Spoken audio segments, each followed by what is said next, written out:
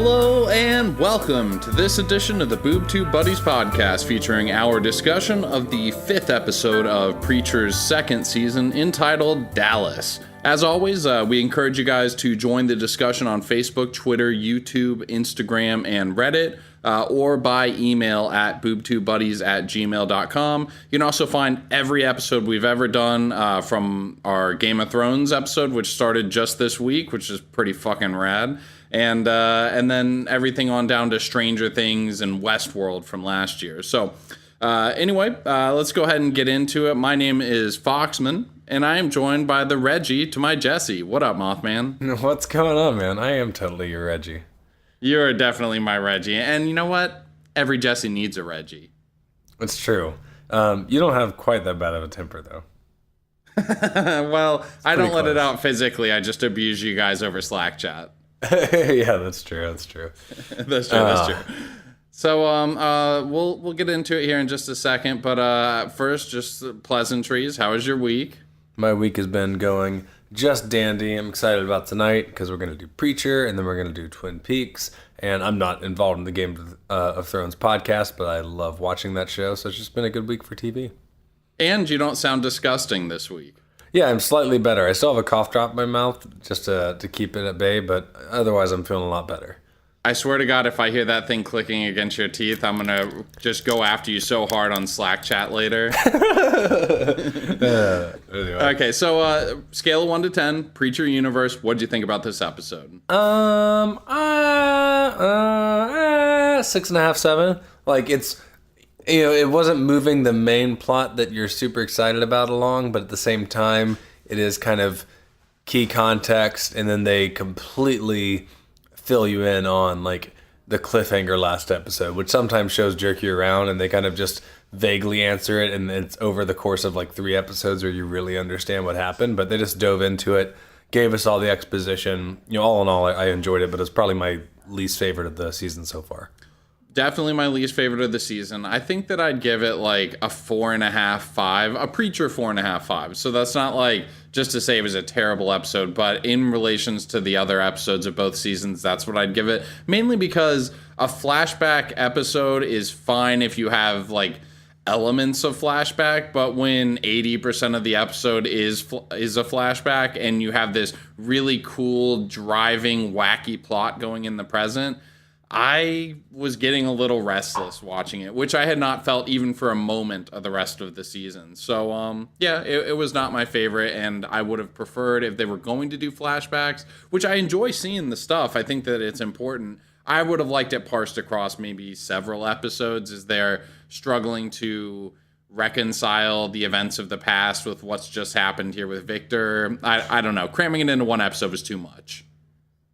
Yeah, I don't know. I think I'm just kind of glad it's done with. I mean, they had the episode with, it was kind of like, I don't know, I don't want to say filler. Can I just say glad it's done with is definitely not what any show should ever be going for from its listeners' reactions. No, but like, what I do definitely disagree with is that like every single episode of this season has been better than pretty much any episode from last season except for 10. Totally. Because last season, like, they had great moments, but none of the episodes were consistent. So including this one. But one of my big complaints last season, because it was so sporadic. Are you moving right now? No, I'm not moving.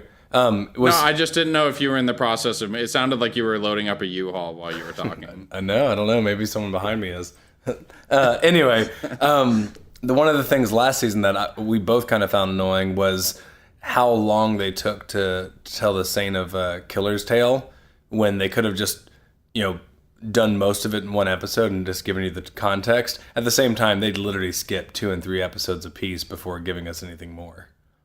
Yeah, I think that there's a happy medium in between, because you're totally right, and I complained about that, so I don't want to sound inconsistent in my complaints, but I do think that there is a middle ground when you're doing it. But anyway, we don't have to go too much into that. That was just kind of my overall feel from it. Was at no other point this season have I felt like checking my phone throughout the whole episode, and that was kind of happening in this one.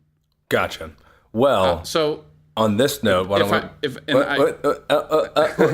I'm just messing with you. You know I like to do that at least once per episode. I'm just saying at this point, since we've kind of given our general thoughts, what better time to jump into our first segment, Summon It Up in a Tweet. Oh yeah, we're summing it up, so summon it up, summon it up, oh yeah, we're summing it up, oh yeah, we're summing it up, so summon it up, summon it up and up. Tweet. All right, buddy, you want to take it away? You want to start us off?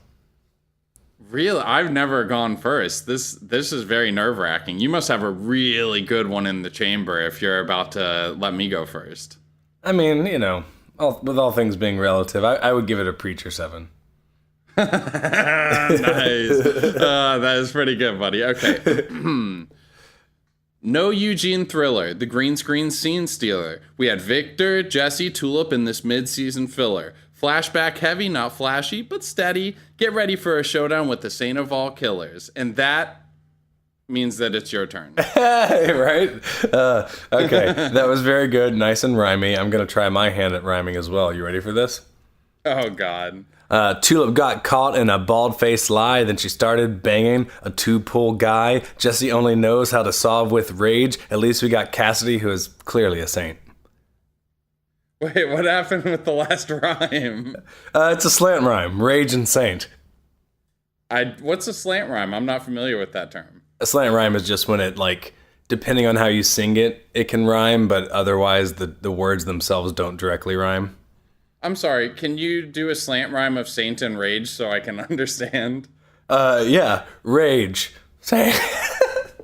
See? Nailed it. Sage! Yeah, okay, got it. No, so what I think about is, like, I just watched Moana. You know how a lot of musicals are a lot of slant rhymes because they're basically trying to tell a story, but, you know, they sing the same pitch and they just say it differently, so it doesn't really, it's not jarring. That's all. So if you do it like I just did every time, you'll get away with it. And that is summing it up in a slant rhyme.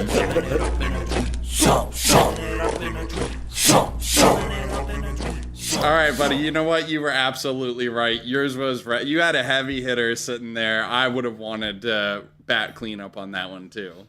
Oh man, thanks. Every now and then I go all out with summing it up in a tweet, just not when it's our monthly best of. Yeah, yeah, exactly. Okay, let's talk about the episode. I want to break it up into more palatable parts. So let's do flashback, and then second half we'll do present. That work for you? Works for me. Or should we? That's kind of ironic that we're breaking it up this way after I'm saying the best way to do it is to parse it out and not just do. And I'm literally saying, let's just get it done with, which is exactly what you were saying you liked about it. Well, now we could have our fans tell us which way they prefer in both podcast and, you know, show. It's like looking into a mirror of you looking into a mirror of you looking into a mirror. Like, it's super Inception-y. It is very Inception-y, but luckily I got my talisman with me. Okay. All right. So we start with the part of the flashback that is already familiar to us, which is Tulip miscarrying and Carlos abandoning her and Jesse. And then so it kind of jumps in 3 months after that. Jesse is just basically like James Franco's character in Pineapple Express, just like a stoner drinking, just sitting on his couch looking disheveled all the time. And Tulip looks like she kind of has her act together. Yeah, no, I love that we see the flashback again. We get to see like the retro preacher hair, kind of like the hair he has in the comics. But exactly, yes. He is so different from like the clean cut character he is now. He really is almost like a caricature, because when you first see him and she gets home, it's not like he's just drinking and smoking pot and watching John Wayne movies. Like, I also love that they're rolling joints with Bible pages and propping the window up with it, which was pretty funny with, you know, a show kind of about religion. But he's covered in peanuts. Yeah, I have to say, and I could be wrong about this, but it seemed to me like maybe the actors never smoked weed before, because I was sure he was strung out on heroin in the first scene. Because that, I mean, I don't know. I guess it hits everybody else differently, but that's never would have been my reaction in my younger pot smoking days. No, but it basically was how I was anytime I would smoke pot and drink at your house. Oh my God, you're absolutely right. No, Right? But you, Just stare into space. You turned into Night of the Living Dead, like pale as a ghost with your eyes. Just, I mean, like the fucking fires of hell. Can we just take the moment since you made the reference to say rest in peace, George Romero? We'll miss you. Yeah, you know what? That is true. I'm glad you said that, and I was pretty sad to hear that news. I mean, I guess you get to that age and it's expected, but pretty much a titan of anybody who's into horror and sci-fi and all that. So it is kind of sad. Absolutely. Anyway, I just thought I'd mention that. But yeah, he is very much like stereotypical stoner. It almost is like a comic book panel, you know, because like with a still picture, you just have to like capture the moment. But him being covered in like leftover peanut skins and those things, and then her being like, you know, Miss Realtor, and then they decide to have what's her name, Danny, over for dinner, which we met in season 1. You know, it's who they're getting their jobs from. Yep. And the only reason she is there, like they make the mention of Tulip says she's their friend, and then Jesse clearly doesn't feel that way, and then as the audience, you clearly don't think she likes them at all. She just wants them to do work. Yeah, for sure. There is definitely no... And you know what? She kind of has the personality a little bit of... Do you know from Silicon Valley, Lori, who takes over the investment firm? She's just like that. Very much so. Yeah, I love when whatever Tulip made, it was a weird name. It was like peanut butter roast or something. It didn't sound that appetizing to begin with, but I love when Danny's not eating and she's like, I can't eat this. And he goes, oh, is that a Jewish thing? No, it's a human thing. Oh, that's funny. That's what I say about Mothman's cooking every time. Bazinga! Man, way to go, Sheldon. Okay, so what did you think about the montage of them having like their very passionless sex and then like checking the pregnancy test, and the way that it timed out, because there wasn't music to it, it was just the actual sound of it. It reminded me of the opening from Pink Floyd's Money. Oh, doom, doom, doom, doom, doom, doom. Well, yeah, not the music, but the actual like the cash register and all that stuff, like actually making a beat. Yeah, as that bass line comes in, they have like the drum beat, which is just like the change drawer closing, pieces of chain, all that. Exactly. Yeah, as he's buying the same 6-pack, the same thing of cigarettes, and then the same pregnancy test every night, just trying to make it happen. They even have like the timer. She's like, all right, it's that time again, like, you know, cycles and everything else. And he's obviously not like that into it, neither of them are, but at the same time, you kind of get this feeling, because you've known what's happened. You know, they miscarried during that job with Carlos, that they obviously want another kid. At the same time, they just seem stuck and, you know, not where they want to be. But by the time Jesse finds that, or sees the bag in there, I mean, I imagine you guessed what direction that was going. Oh, instantly when I saw him like fixating on it. Yeah, you're just like, oh, this is obviously going to be the downfall, which it's very like, what I really like about the show so far too is that they're having similar beats and moments and kind of feelings that the comic had, but not in the same way whatsoever. Like, because there's, you know, a few falling outs that Tulip and Jesse have in the comic, but they're not remotely close to this. She's not married. So it keeps you guessing. It still feels fresh as someone that just reread the comics, but at the same time, you don't know the way things are going to play out. But I would say, other than Jesse punching Reggie, I think he had a pretty valid reason to leave, right? Can we talk about the thing with Reggie? Here, let me answer your question first.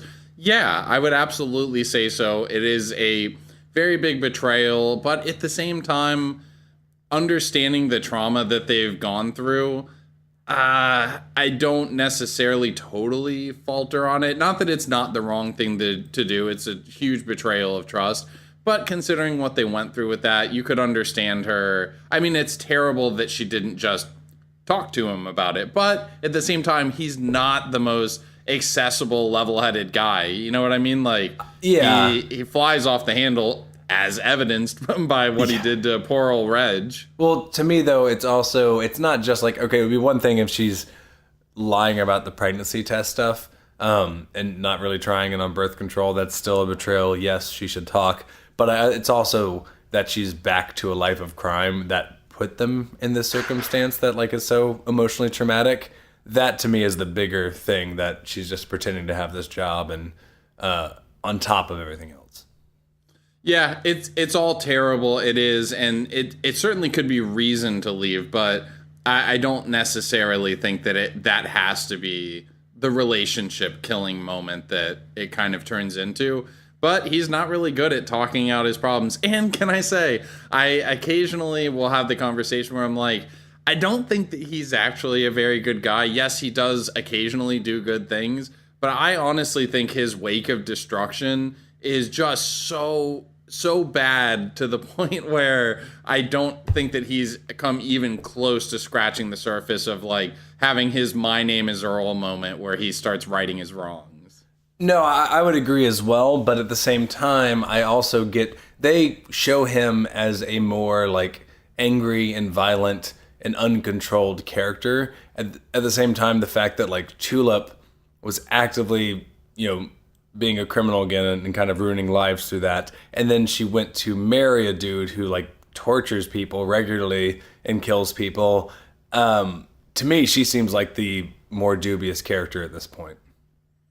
Yeah, I mean, we're just talking about degrees of awfulness, though. Yeah, well, you are absolutely right. But I mean, he is no saint. Well, because that was the whole weird thing to me about the episode too, is that like her pleading to keep the dude alive when he's doing all these terrible things, and then I mean, you get a little more context to it because I guess he's nice to her and all these other things. But in my mind, I'm also thinking like, if you don't kill him, doesn't he just come after you? Obviously, without you just, I don't know, using the voice to keep that from happening. But that also like struck me as odd too. But I guess she felt like she could reason with him and just get a divorce. I guess so. I really don't know. And it's just difficult to put yourself, honestly, a lot of times in the mindset of either Tulip or Jesse, because they are both extremely overly passionate, like, irrationally so. Absolutely. I will say, though, this is one of those episodes where even though the content isn't as strong, it does solidify how much I just like how each actor plays their character. Like, I do just find all of them very charming and endearing in their awfulness. Do you think maybe it would be a good time to take a break before we dive into the modern stuff? Yeah, can I just say real quick, it is a little bit of a bummer that Eugene has kind of turned into the saint of killers of last season. Yeah, I mean, it started pretty strong because they introduced him and then immediately had another episode, but this episode, they really don't tie into any of that. That being said, in the main credits now, they are showing a pretty large cast, including showing not only Eugene, but the guy that plays Hitler, which makes me think it's not going to just be those two episodes, that we're going to get a pretty steady amount going on. I'd be shocked if it was just those two episodes. I just hope that the pacing of it is closer to what we saw last episode, because I really like those parts. So going a full episode and having that happen a couple of times where either it's a full episode or just a scene or so, it's just too few for me with how good it is. Yeah, no, I would absolutely agree. Okay, you wanted to kick over to a break real quick. Let's do that. And when we come back, we'll talk present.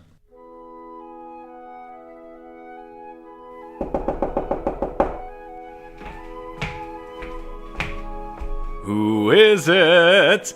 You have to let me in. There are monsters on the streets. Flesh-eating monsters. What? Are you crazy? Go away. No, please. You can't leave me out here. I will die. They will eat me alive.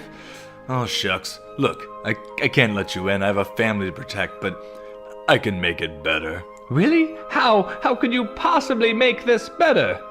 With a coupon, of course. Go to audibletrial.com/Boob Tube Buddies and you can get a free book. A book like The Secret by Rhonda Byrne. What the fuck is an audiobook going to do for me? You don't know the secret? The secret has been passed down through the ages, highly coveted, hidden, lost, stolen and bought again for vast sums of money. It's been handed down by oral tradition and practiced by Plato, Galileo, Beethoven, and even Einstein. It gives you the power to do anything that you want. You've got to be kidding me. No, not at all. The secret shows you how to realize your optimized reality. It's why I'm in a warm, cozy house with a loving family, eating filet mignon, and you're outside running from flesh-eating beasts. And it's only a 4.5-hour listen, and then you'll be good to go. Good luck! But I don't even have headphones! Oh God, they're coming! Ah!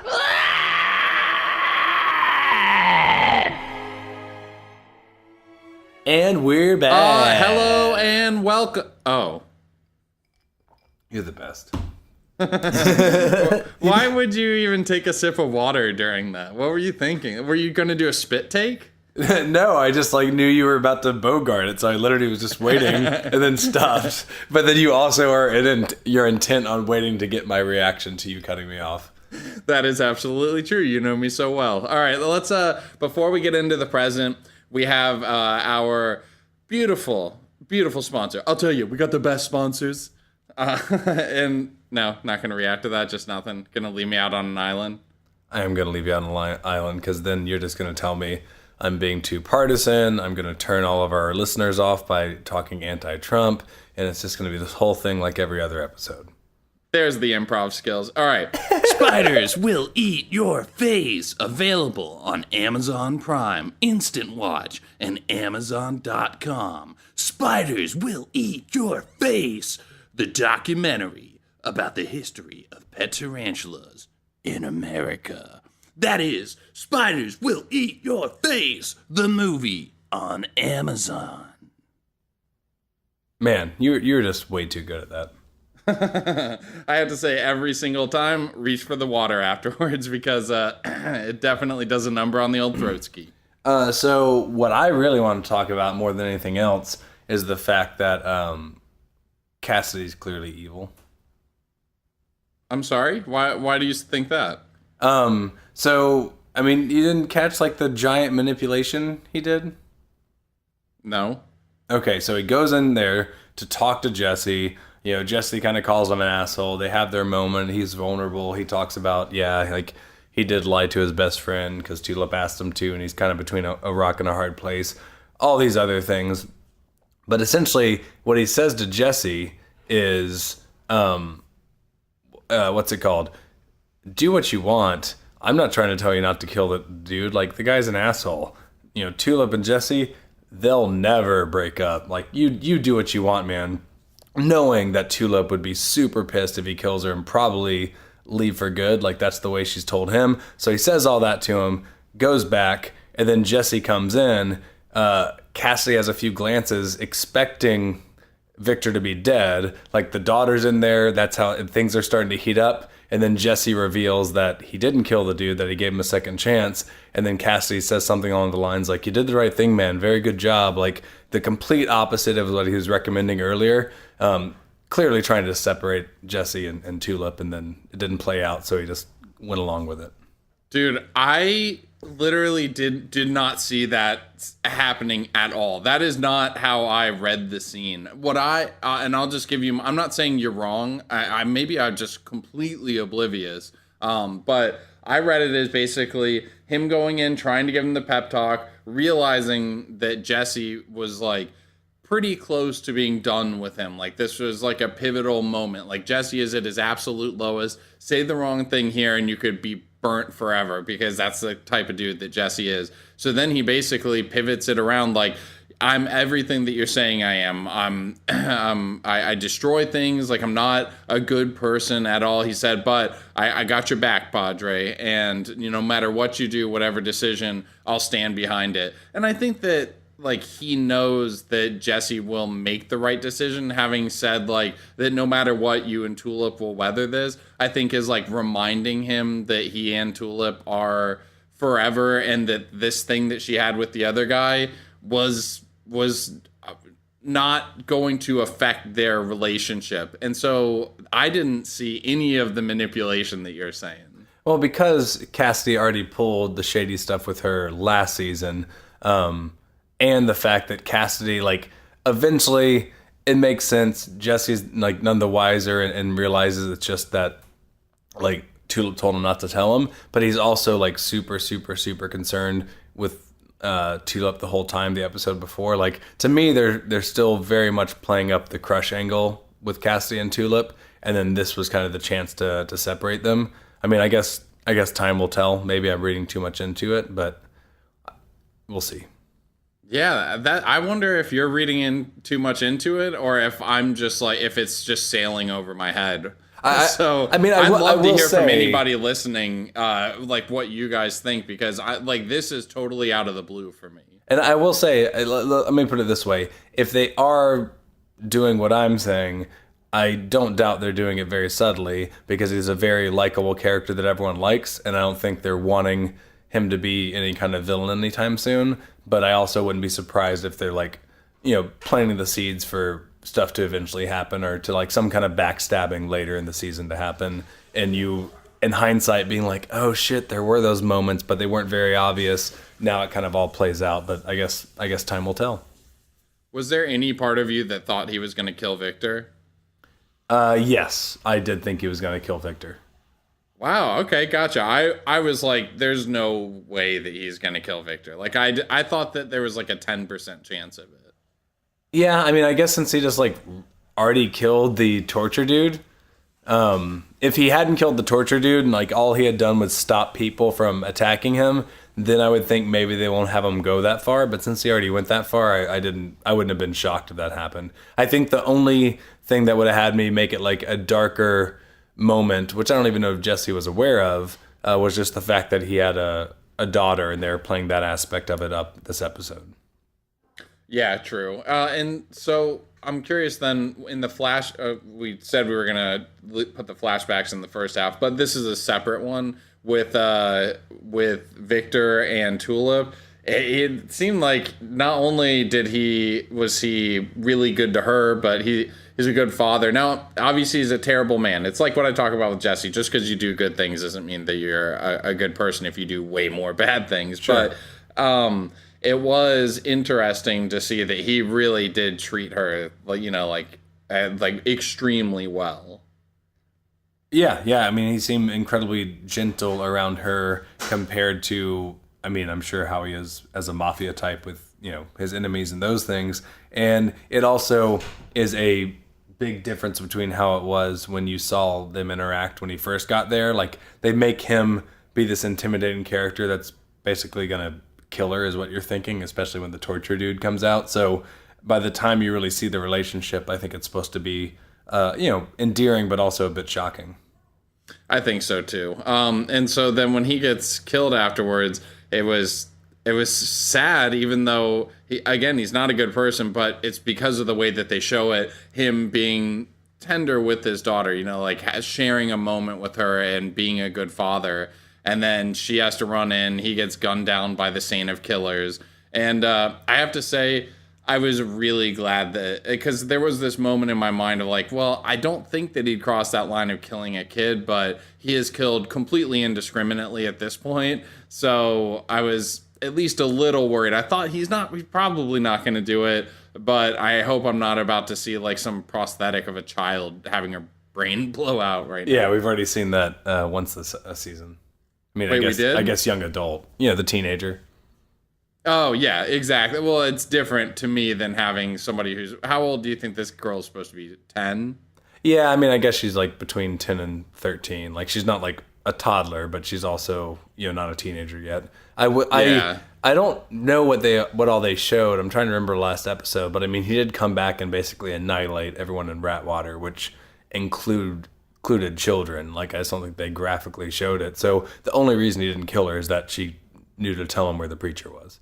Yeah, that's totally fair. And I wonder if she'll be smart enough to actually strike a deal with him, because I think that he would honor a deal, like if she explicitly laid it out. Whereas I could see him killing her, even if she shows him. Well, I don't know. The reason he's killed everybody else is they're either in his way or not telling him where Preacher is. Maybe if she does the latter, then she'll be saved. What do you think? I think she makes it out alive. Yeah, I think so too. I think so too. Good. Anything else that we did not cover about the episode that you thought was of import? I don't. I'm trying to think. I think we covered it all.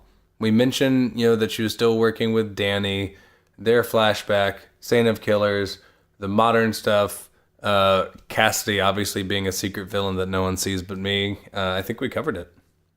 Mothman, while I read us out right here, could you give me a very quiet Money by Pink Floyd bass line? Boom, boom, doo, well, thank you guys very much for listening. Again, you can check us out on Facebook, Twitter, YouTube, Instagram, and Reddit. Money!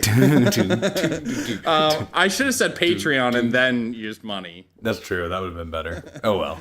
You can check out our Patreon page, too. But seriously, I would like to hear from you guys about this Cassidy thing. Is Mothman onto something, or like am I totally missing that, or did you guys not catch it either and don't believe that's a thing? I'd really like to hear a third opinion on this. So that's it for us.